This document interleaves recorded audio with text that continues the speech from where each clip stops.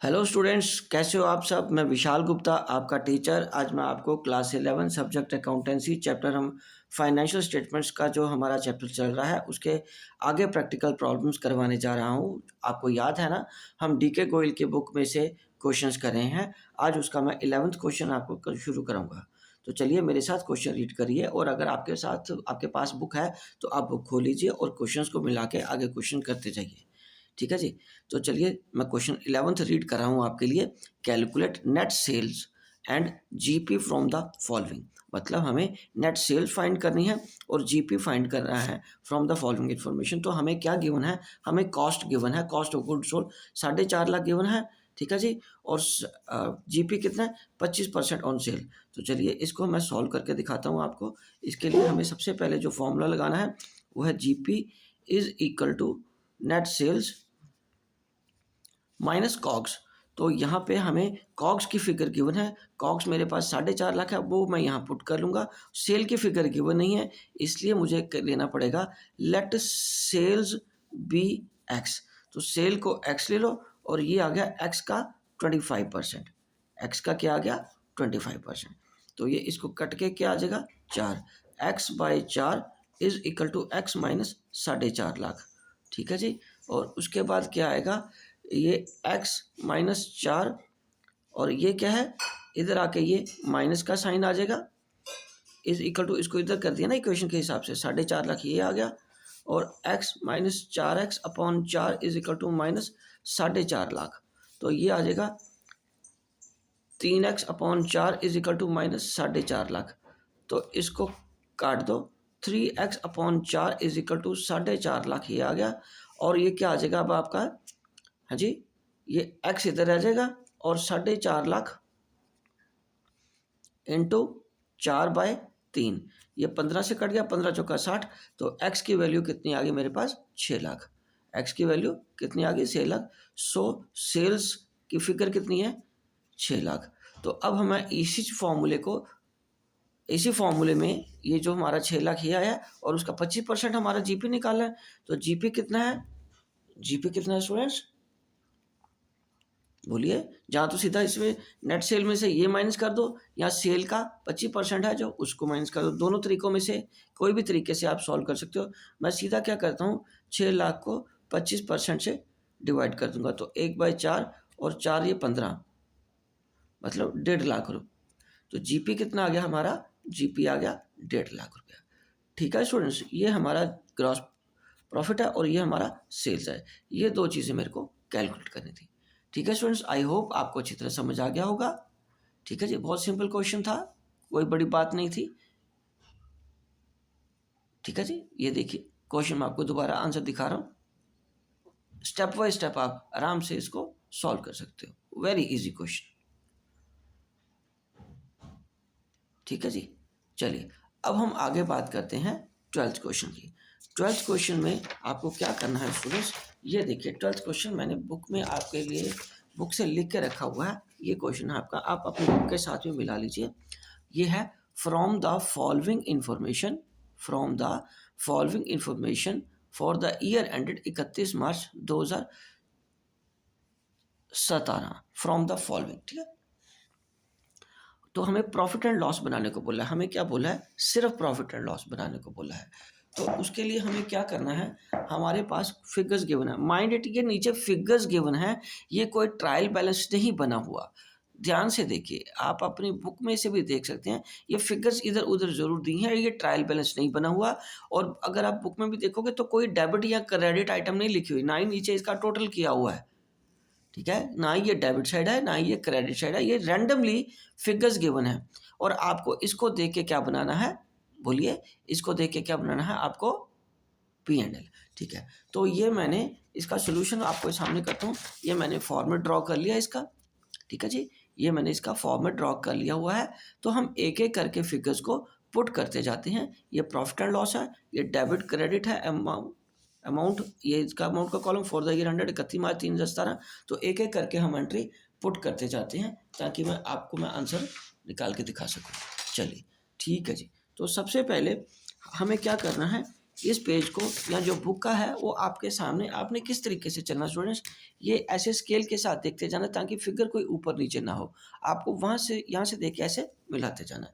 ठीक है जी, तो चलिए मैं आगे अब आपको इसका आंसर सॉल्व करके देता हूँ। चलिए, तो लिखिए सबसे पहले क्या आ रहा है, जर्नल एक्सपेंसेस। तो इसमें मेरे को भी लिखना है जनरल एक्सपेंसेस। जनरल एक्सपेंसेस कितने का है, 12,000 का। ओके जी, उसके बाद नंबर 2 पे है चैरिटी। नंबर 2 पे क्या है स्टूडेंट्स, चैरिटी। तो चैरिटी भी लिख लीजिए।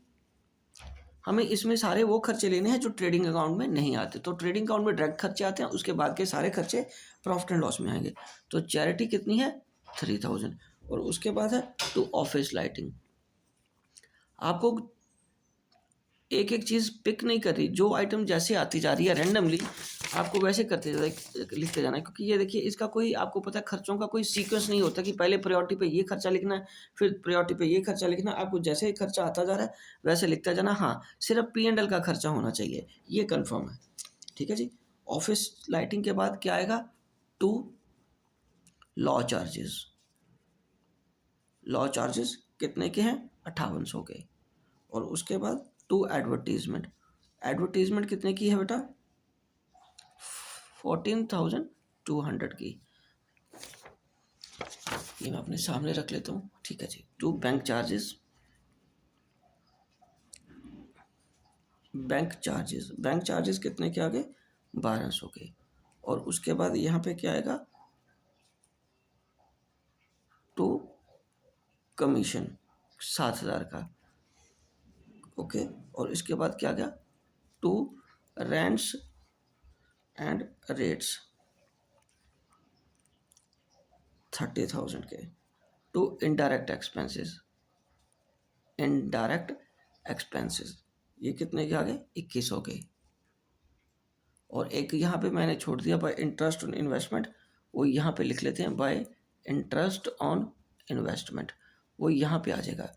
ओके जी, इंटरेस्ट ऑन इन्वेस्टमेंट कितना था हमारा, यहाँ था 12,000 का। ठीक है जी, ये रहा इंटरेस्ट ऑन इन्वेस्टमेंट 12,000 का।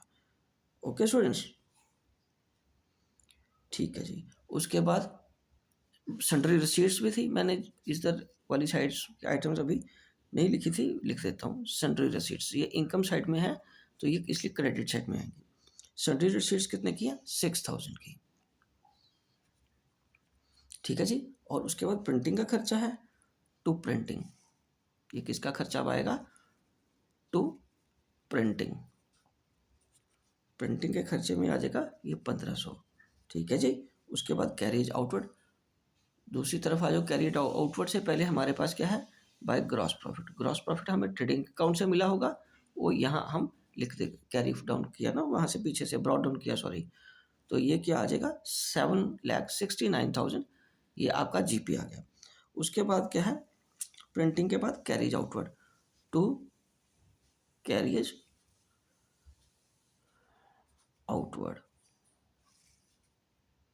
कितने का है, 20,000 का। उसके बाद क्या है, to office expenses. To office expenses कितने का है, 16,000 का। और क्या है, to fire insurance. To fire insurance, fire insurance कितने का है, 18,000 का। To telephone expenses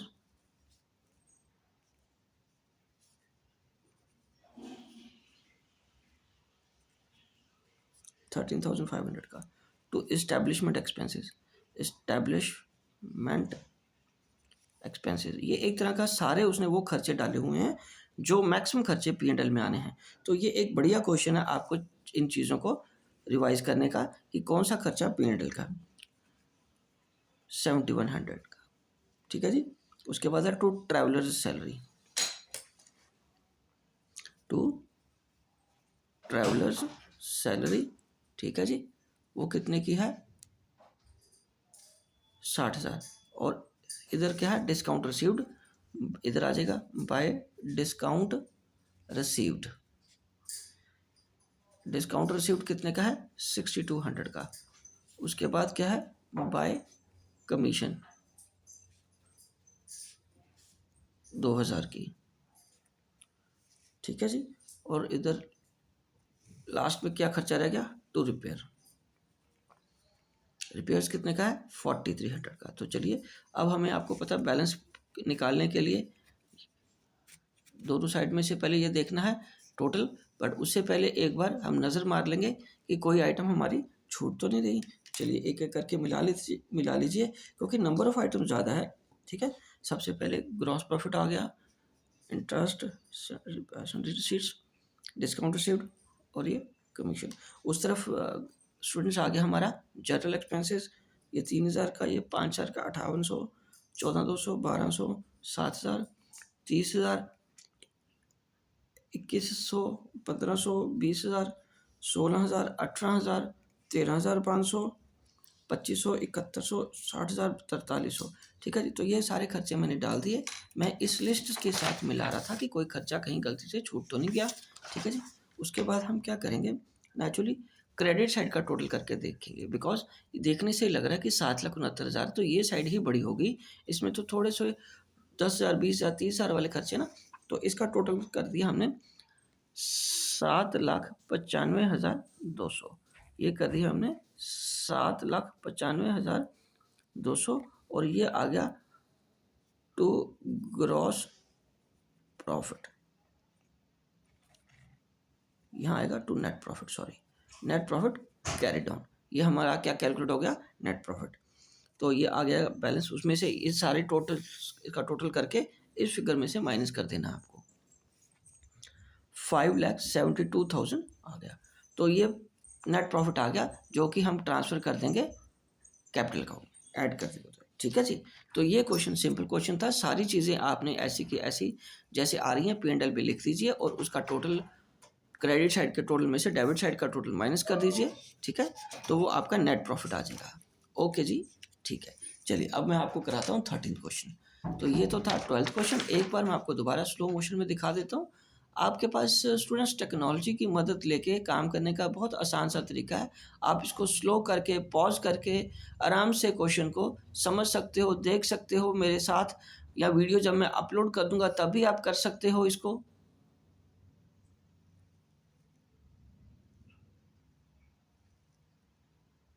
right students, चलिए ठीक है।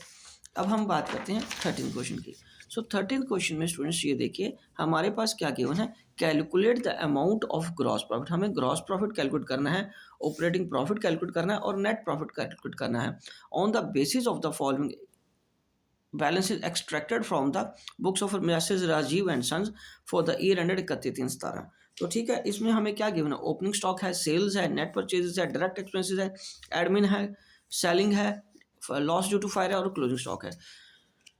तो इसका तो ज़्यादा एक तरीका होता है कि हम पूरा फॉर्मेट बना के रख लें। ये देखिए मैंने भी इसका क्या किया है, एक पूरा फॉर्मेट बना के रख लिया है, ये 13th क्वेश्चन का। तो इसमें हमारे पास trading and profit and loss account इकट्ठा मैंने लिख लिया है, ठीक है। और ये बुक किसकी है, मैसेज राजीव एंड सन्स की। ये ऊपर लिख लेते हैं, मैसेज इन द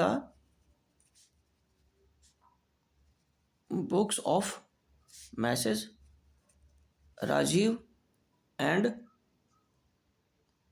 सन्स, ठीक है, trading and profit and loss account. तो चलिए अब उसमें हमें क्या करना है, सबसे पहले हमें लिखना है by sales.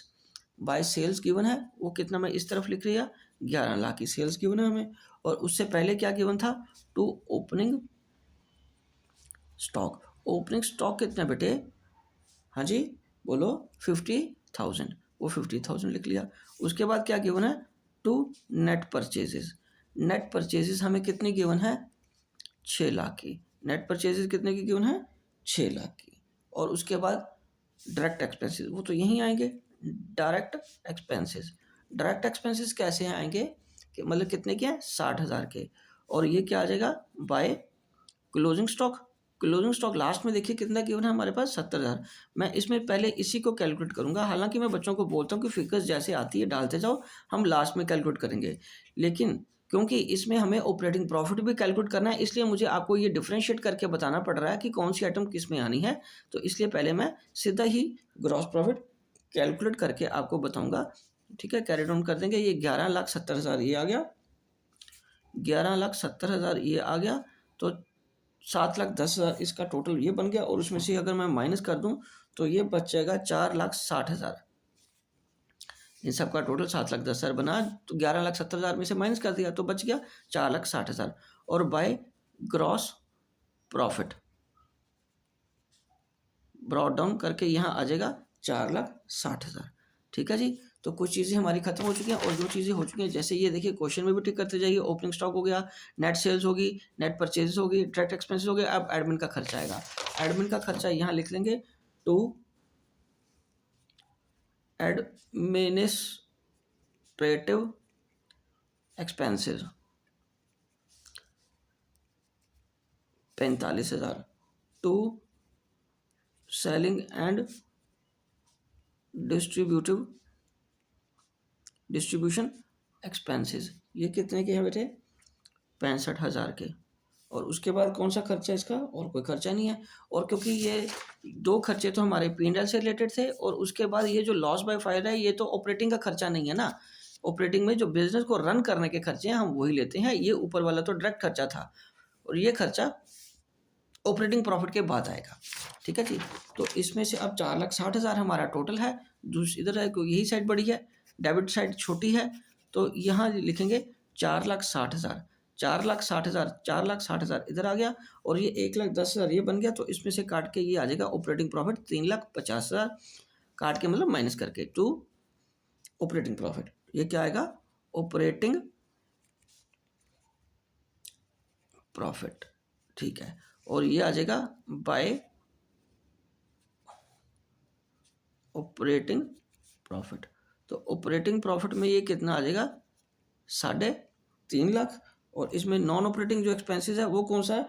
To loss by fire. Loss by fire कितना आ गया आपका?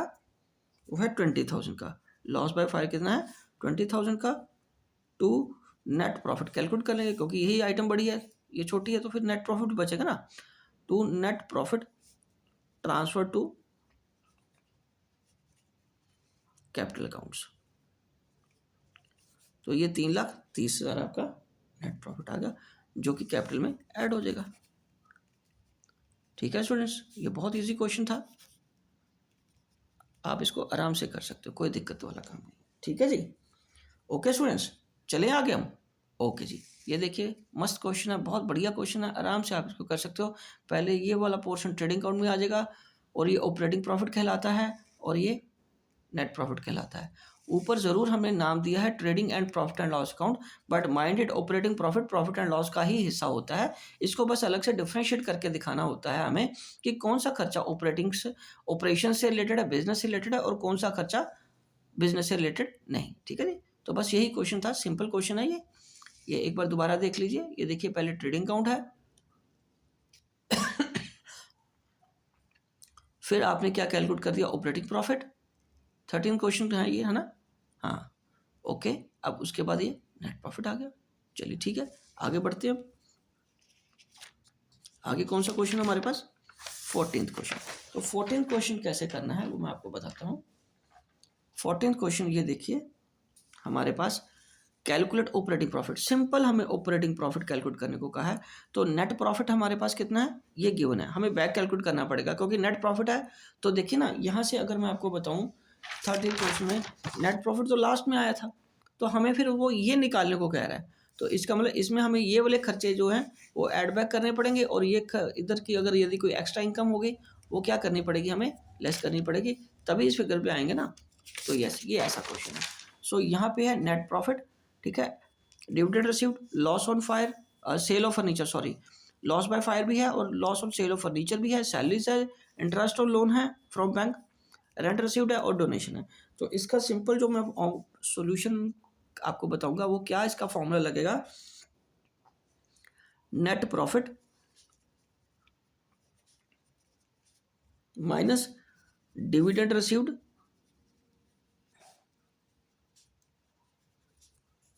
ठीक है, plus loss on sale of furniture plus loss by fire plus interest on loan from bank minus rent received plus donation. ठीक है जी, तो ये चीज़ें हमें करनी है। ओके, ठीक है। तो अब हम इसको क्या करेंगे, नेट प्रॉफिट हमारे पास कितना है, 5 लाख का। ठीक है, minus 6,000 plus 12,000 plus 50,000 plus 10,000 minus 24,000 जमा 5,000।